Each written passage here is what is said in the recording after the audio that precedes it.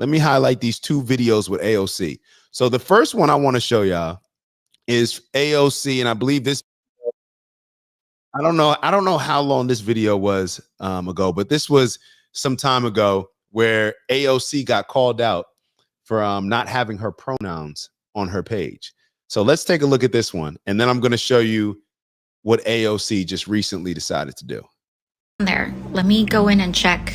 Oh, I'm sorry about that. They used to be on there. Let me go in and check and see if I can add them. Sorry about that.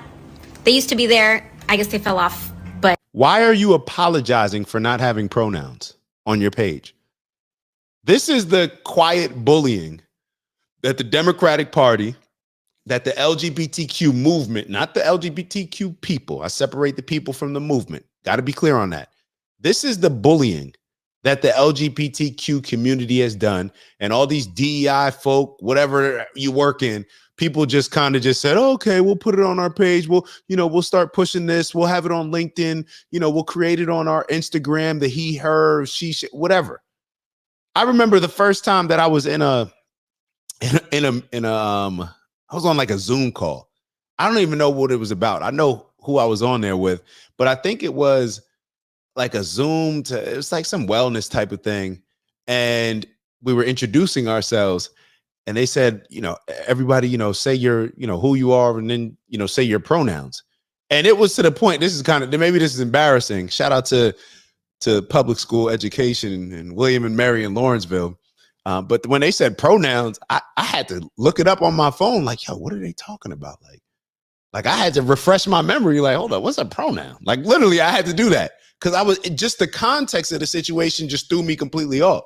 So I'm just sitting there, and they're like, yeah, you have, and most of the people were saying, the women were saying she, her, and then I may have heard like a couple they, that, but they, them, but I did not know what they were even talking about.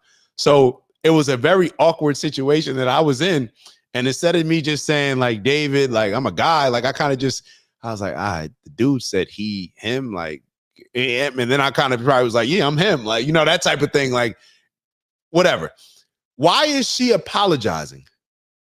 That's what they do. This is what happened with George Floyd. Remember when George Floyd passed and they wrote Black Lives Matter in the streets, and then it turned from Black Lives Matter to, oh yeah, we're hijacking your movement. This is the LGBTQ thing. And if you didn't, and if the business owners didn't allow people to put that rainbow sticker on the window, then they were saying that they're going to threaten to boycott it or put them on some list or something. They were making threats. This is the bullying that occurs, the quiet bullying that Democrats have allowed, and the reason why the Democratic Party has been completely taken over by the 1% of radicals that push this nonsense. Let's keep going. I'll put them on right now. So she put it up there. So she apologized and then put them up. Now look at this next video. Let's take a look at this next video. This is AOC a few days ago. All right, well, it's time for another pop culture roundup. Fox News contributor Lisa Boos's hair has apparently removed she, her pronouns from her ex profile. And she also asked this. She wanted to ask her people why you voted for her and Trump. Watch. If you voted for Donald Trump and me, or if you voted for Donald Trump and voted Democratic down ballot, I would really love to hear from you. Just tell me what your thought process was. All right. Well, people said, by the way, she has 21 million followers on just Instagram and Twitter combined. So that's amazing. It's kind of a lot. That's kind of. Well, also, and if you remember 2 years ago, she put them up because her progressive followers were like, why don't you have pronouns in your bio? But look, I think the woke tide is over. Americans are tired of this pronoun nonsense, this transgender nonsense. If you look at the best ad that Donald Trump ran during the election cycle, it was Kamala Harris is for they, them. Donald Trump is for you. It was aired over 15,000 times during NFL games in swing states. People are tired of this nonsense. It was effective. Listen, a single person cannot be a plural. Love her or hate her, she is a populist, which is why she got the Trump vote and the AOC vote in her district. And she is in touch with where the people are at. I actually am not going to criticize her. I think it's good for her to respond to what's happening in this trend. So, well, since you're not going to allow me to, You don't go from apologizing for something. Hold on. Let me hold on. Let's switch this up a little bit. In my opinion, you don't go from apologizing for something to not explaining why you're now taking it down. You tried to pull, they must have fell off. Like it's something that falls off of a table or something like that. No, you took them down or you never put them up there. Just be honest. And this is why I can't stand a lot of these politicians. They're all phony. She comes across, I can't stand her. I'll be totally honest. She just bothers me. She's just like the phony, like, just, I don't know. She just tries to appeal to people in ways that are not appealing to me. So maybe that's why. But when you take down those pronouns, why not, just like you owed an apology to the people apparently that told you that you needed to put them up, why don't you break down to your 21 million people that follow you exactly why you took them down? Why don't you break it down to them and have a conversation with them and say why you think that it's detrimental? Because are you doing it just because you realized, that's not in no more. So that's not in right now. All right, so we're gonna go with what's cool. All right, so we're not doing pronouns no more. I bet. Because that is what I mean when I say Democrats and liberals don't stand on anything. They don't have any principles, any values, any morals that they stand on. The only thing that they do is critique the Republicans for the things that they stand on. They have no values. How do you just go from apologizing for not putting pronouns up to taking them down and not offering some type of explanation? If it's genuine, then say exactly why you took them down. Say, hey, I don't disagree. I disagree with it. I went along with it because I didn't want to offend anybody, but I think that it's actually harmful to the culture that we're creating. I'm moving in a different direction. Why don't you take a stand? This is why people look at politicians the way that they look at politicians. And people should not just allow this type of thing, because let's kind of back into it. Let me ask y'all this, because a lot of y'all may be sitting here saying like, it's just pronouns, no big deal. If it was no big deal, then why did she take them down? If it doesn't impact the culture, if it doesn't impact the people that she has an influence over, then why take it down? Why apologize for not having it up? Because she knows, just like the Democratic Party knows, that the things that they do, these agendas that they're pushing, have a huge impact on the culture that has been created in America. And thank the people of America for finally voicing their opinion and saying like, nah, it's gone too far. We're not with all this. Keep the tampons out the boys' bathrooms. Keep the boys out of women's sports. Keep the drag queens out of the schools. And whatever else weird stuff y'all got going on. Save it. Whatever you do with your personal life, that's your personal life. But stop trying to bully other people to accept the way that you want to live. Stop trying to bully other people into calling you something that or identifying an entire group of people that it's clearly you're a boy, and now you're getting mad at me because I don't identify you as a boy. When you whatever. I don't. Can y'all actually believe that we're having this conversation? Could you imagine 10 years ago having a conversation about a politician taking her pronouns up or leaving them down, or taking her pronouns down or leaving them up?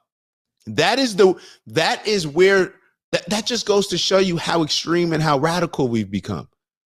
And I'm so glad she's very smart for this. So she's very slick, just like this, the second person, this just like with the Morning Joe. Right now, apparently now just think about it like this.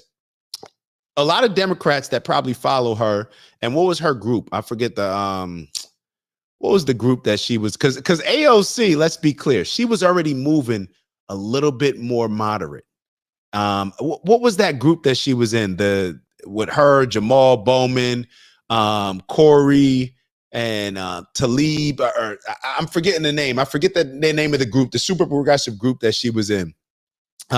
She was like the only one that didn't lose in the primary. She was the only one that AIPAC didn't put up big money against her in the primary like they did with Jamal Bowman and the lady Corey. She was the only one.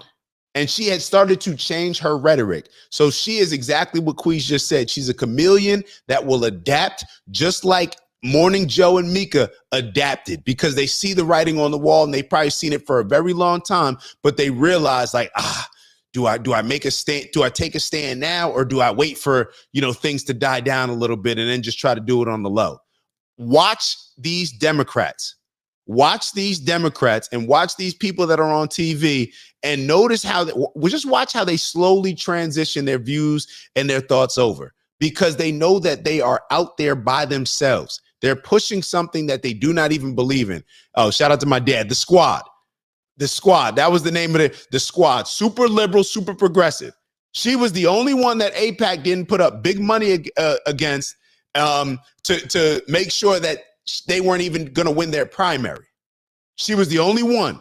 And it happened maybe like 3-4 months ago. We started to see like, oh, she's taking a little bit of a different stance. Before she was saying all this pro-Palestine stuff, criticizing. Now she's criticizing Israel, but now she started to move a little bit differently. So maybe she got a phone call from somebody and said, hey, if you keep this up, you'll be alone with your 21 million followers, and you will not be in that position that you're in right now on the trajectory that you could possibly be if you just play your role and just chill out. I really think that's what happened. Or maybe she's just smart enough to kind of see it, because it really doesn't take that much of an intelligent person to understand that the culture is moving. The Democrats that voted for I'm not going to say the Democrats that voted for all the woke stuff, because I think that the majority of Democrats that voted Democrat don't believe in all the woke stuff.